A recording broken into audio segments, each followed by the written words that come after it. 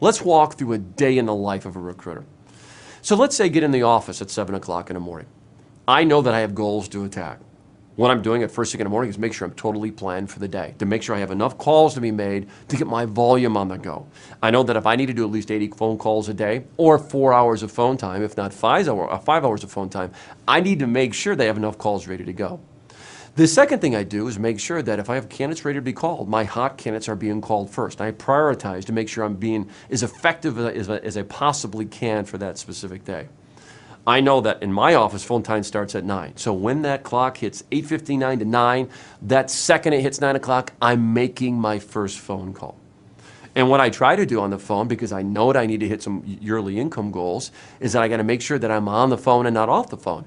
So when I'm on the phone to make the first dial, I'm trying to multitask and type things in the computer as quickly as I can, because as soon as I get off the phone, I'm not going to hang the phone up. I'm just going to hit the receiver, hang up with one finger, and then have dial tone and start my next dial. By doing these techniques, it allows you to do the tactical things you need to do to be successful. But you know, right in my cubicle, I have my goals established. Not only what my year-end goal is, right sitting in front of me, but also what I got to do on a daily basis, weekly basis, quarterly basis to make sure I hit those specific numbers. And that's my focus, Now, after a morning of phone calls, typically are the marketing calls and hot calls, then right at 12 o'clock, I go up and take a look at my phone time. I go up and look at the sheet to see where I'm at. And what that's going to tell me, and as you can imagine, this is a milestone. It tells me for the day, how am I looking? Am I ahead? Am I behind? Do I need to speed it up? Do I need to take it easy? That way, what I don't want to do is too many days where I don't achieve my goals. I want to make sure that every day I'm above my goal. So at 12 noon, before I go to lunch, I'm taking a look at where my numbers look to see what I have to do in the afternoon to hit my goals. Now, if you do that every single day and at 1 o'clock, get back on the phone, 4:30, I take a look at numbers again and start my planning at 4:35, even 5 o'clock, and start planning for the next day. If you do that on a daily basis and hit your numbers on a daily basis, you'll find out that the weekly numbers, monthly numbers, quarterly numbers are a lot easier to attack, and your goal becomes much more realistic. And that's the way it should be when you look at goals on a daily basis and focus on the tactical. Provided with the program is a tool we call the personal scorecard. And what the scorecard is simply a spreadsheet that allows you to write down your goals, your obstacles, and your action plans on how you're going to achieve those.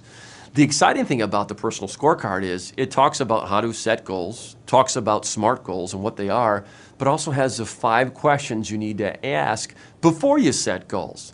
So my suggestion is this: print this personal scorecard out for you. Go home over the weekend or at night, fill it out, spend some time really thinking about these things. Goal setting shouldn't be a process that you do in an hour.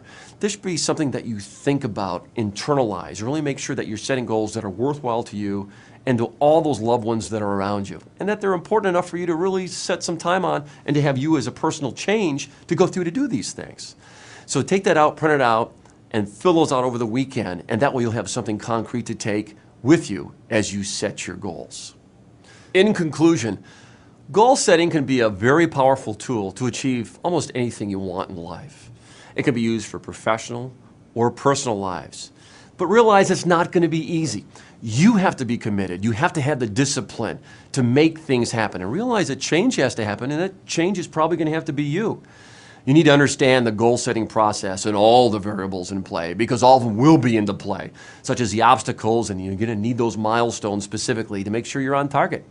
Set your goals that are consistent with your values, because if they're not consistent with your values, you'll tend not to achieve those. Watch out for those dreaded conflicting goals that'll take you away from one goal or another, and make sure you have a specific time frame set for the goals, but also make sure you know you got to focus on the daily goals, because if you don't achieve daily, you'll never achieve weekly, monthly, quarterly, or yearly. Probably most importantly, define your why. Your why is the most important things on why you do what you're doing and why you're setting a goal in the first place. You need to define it. Could be about you, could be about your spouse, could be about kids, could be about anything else, and probably better if it's about somebody else other than you. But it's that defining thing that's going to keep you going in the face of adversity. And if you do those things, I tell you what, I'm Jon Bartos.